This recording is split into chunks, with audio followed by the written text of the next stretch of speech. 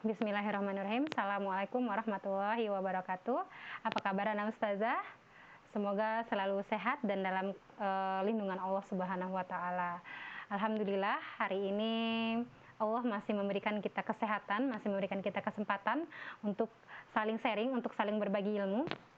Ya, walaupun kondisinya dalam ujian Allah yang membuat kita tidak bisa bertemu secara langsung. Ya, semoga Allah selalu mengilhamkan kepada hati-hati kita untuk selalu mengambil hikmah dan pelajaran dari apa yang telah Allah berikan. Ya, alhamdulillah. Salat beriring salam tidak lupa kita sampaikan kepada Nabi Muhammad SAW dengan melafazkan Allahumma sholli ala sayyidina Muhammad wa ala ali sayyidina Muhammad. Salamun alaika ya Rasulullah, salamun alaika ya Habibullah. Baik, anak ustazah, pada kesempatan kali ini ustazah ingin menyampaikan sedikit materi ya mengenai kita telah selesai kemarin bab 3. Bab 3 siapa yang masih ingat tentang apa? Bab 3 itu tentang kegiatan ekonomi.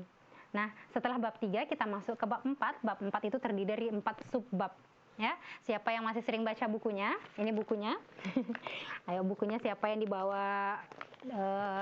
Bukan dibawa sih, maksudnya yang ketinggalan di sekolah segera dijemput biar bisa dibaca-baca lagi materinya di rumah. Nah, di materi keempat ya, bab 4 itu terdiri dari 4 subbab. Ya, subbab yang pertama tentang kehidupan prasejarah, yang kedua kehidupan Hindu, kehidupan Buddha, dan terakhir kehidupan Islam. Nah, jadi setelah kemarin kita beberapa bulan di sekolah di rumah, kita sudah menyelesaikan juga materi subbab pertama tentang kehidupan prasejarah, bagaimana kehidupan prasejarah dan masuknya masyarakat, bukan masuknya generasi pertama nenek moyang Indonesia. Ya, ustazah harapkan itu dibaca lagi untuk lebih memantapkan materinya. Nah, untuk kesempatan kali ini kita masuk ke kehidupan dan perubahan sosial di Indonesia pada masa Hindu Buddha. Nah, mungkin anak ustazah sebelumnya sudah sering membaca, sebelumnya sudah sering melihat materi-materi di mana gitu tentang sejarah masuknya kerajaan Hindu Buddha, bukan kerajaan sih, agama Hindu Buddha di Indonesia. Seperti kita ketahui, sebelum masuknya agama Hindu Buddha di Indonesia itu, masyarakat Indonesia itu menurut para ahli, mereka itu menganut agama animisme, dinamisme. Mereka menyembah nenek moyang, menyembah batu, menyembah pohon, ya. Mereka menganggap bahwa nenek moyang mereka, batu, pohon itu memiliki berkah, katanya seperti itu. Nah, di sini ustazah sudah menyiapkan PowerPoint, ya, mengenai masuknya kebudayaan Hindu Buddha di Indonesia. Nah, masuknya kebudayaan di Hindu Buddha di Indonesia, kita lihat ini jalur pelayaran India dan Cina. Ya, apa hubungannya antara masuknya Hindu Buddha ke Indonesia dengan jalur pelayaran India dengan Cina? Bisa dilihat di peta. Itu jalur yang warna merah itu adalah jalur pelayaran orang India yang menuju ke Cina. Ya, nah dari India mereka melewati Selat Malaka. Selat Malaka adalah selat kecil di antara Malaysia dengan Sumatera. Ya, yang kecil di sini. Kalau misalnya anak ustazah lihat di peta memang kecil, tapi dia sebenarnya besar.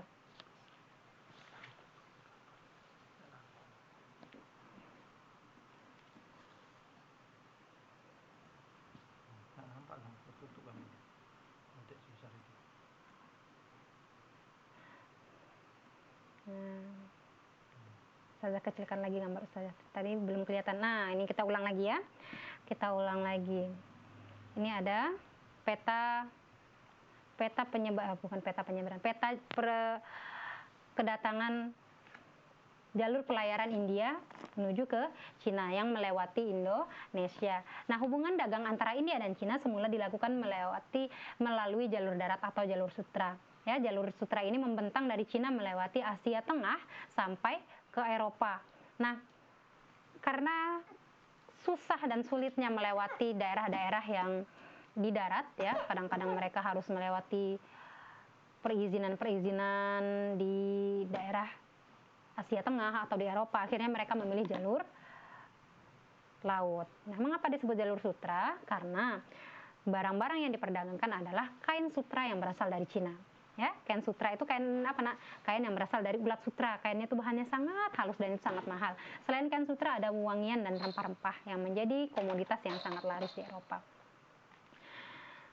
Nah, sejak awal abad Masehi, jalur sutra dialihkan ke jalur laut terdekat dari India ke Cina melalui Selat Malaka. Karena situasi jalur darat sudah tidak aman gitu. Ada perampok lah, ada begal. Itu bahasa sekarang ya. Nah, dengan adanya jalur laut ini, masyarakat Indonesia sangat diuntungkan ya.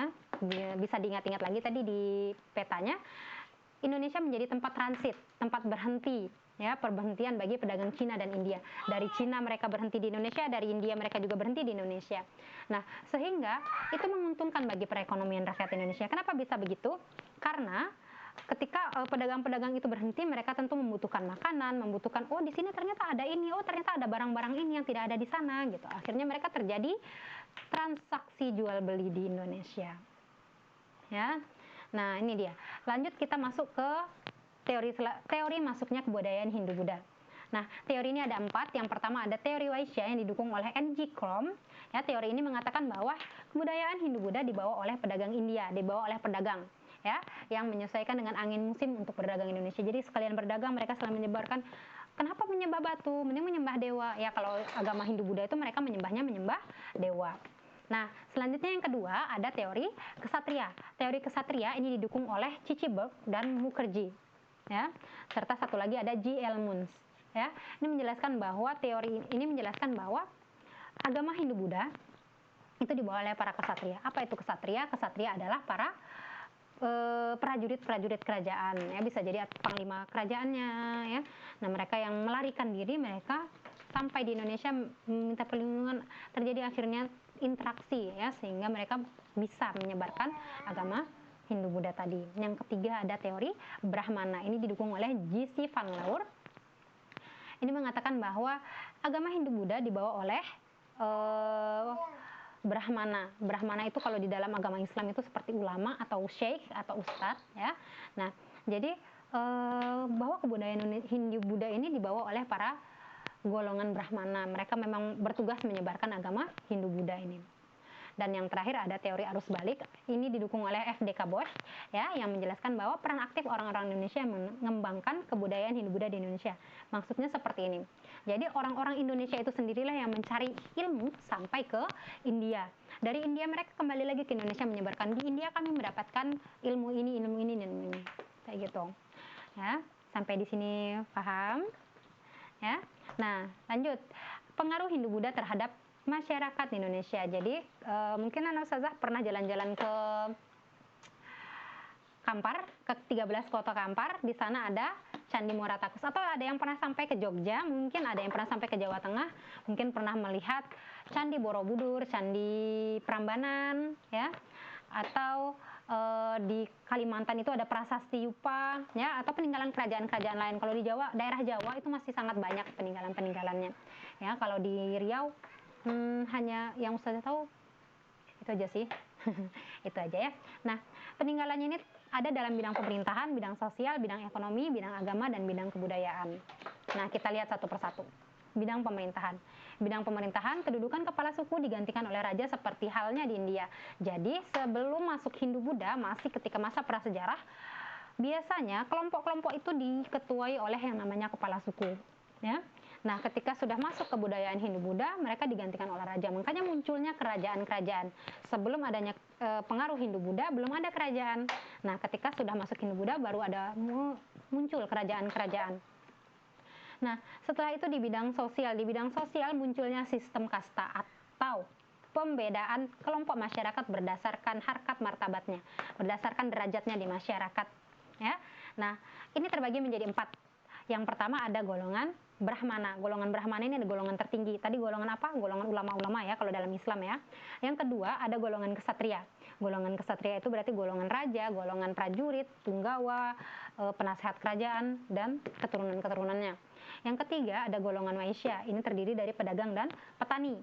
Dan yang keempat ada golongan Sudra atau golongan rakyat biasa. Biasanya ada satu lagi, dia 5, golongan Parya. Golongan Parya ini adalah golongan rakyat gelandangan yang tidak punya rumah gitu ya. Nah, ini biasanya di bawah rakyat biasa gitu. Nah, dampak dari sistem kasta terdapat perbedaan hak antara golongan kasta yang berlainan ya. Contohnya yang pernah Ustazah dengar di Bali itu, golongan Brahmana itu tidak boleh menikah dengan golongan Waisya. Golongan kesatria nggak boleh nikah dengan golongan Sudra. Dan begitu juga sebaliknya kayak gitu. Kenapa? Karena mereka berbeda derajatnya. Nah, itu sebenarnya sangat merugikan gitu, karena setiap manusia punya nasibnya masing-masing. Apakah dia selamanya berada di golongan Sudra? Kan enggak gitu ya sebenarnya gitu. Dan nanti kita akan membahasnya ketika masuk Islam ke Indonesia gitu.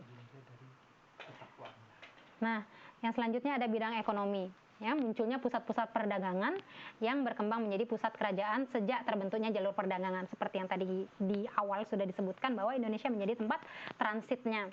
Ya, nah itu memunculkan pusat-pusat perdagangan. Selanjutnya bidang agama, berkembangnya pusat kerajaan dan pusat penyebaran Hindu-Buddha ke berbagai wilayah.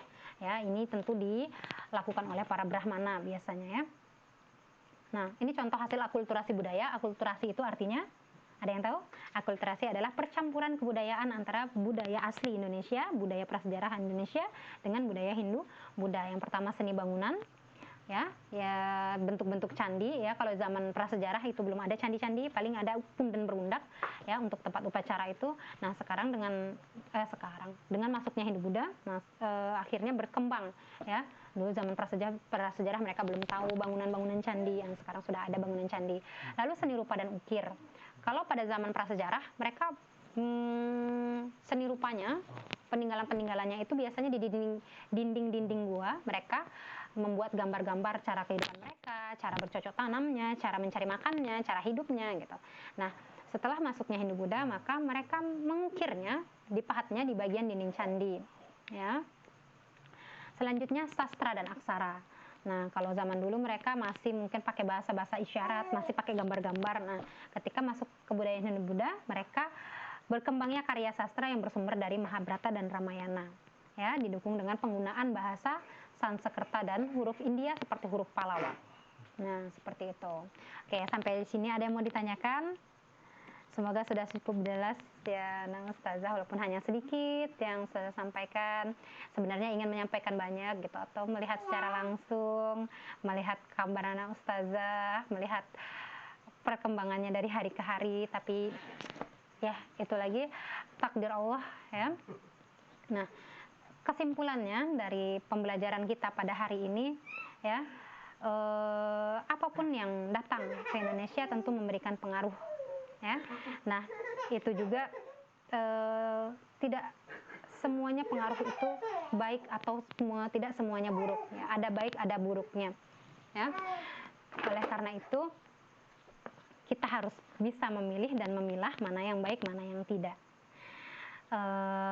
Dan tadi dari sistem kasta tadi yang bisa kita ambil bahwa kalau di dalam Islam manusia itu dibedakannya berdasarkan iman dan ketakwaan ya. Apa yang melekat di diri kita, apa yang ada di diri kita, harta, kedudukan, jabatan, itu akan hilang ya. Tapi ketakwaan itu akan kita bawa sampai, insya Allah sampai kita ke surga ya nak ya. Wallahu alam, kita masuk ke neraka atau ke surga, kita berusaha menjadi lebih baik ya. Jangan lupa sholatnya, puasa, perbanyak ibadah sunnah yang wajib jangan ditinggalkan. Semoga kita bisa lebih baik dari hari-hari sebelumnya. Mungkin itu saja yang Ustazah sampaikan. Kurang dan lebih Ustazah mohon maaf. Billahi taufiq wal hidayah. Assalamualaikum warahmatullahi wabarakatuh.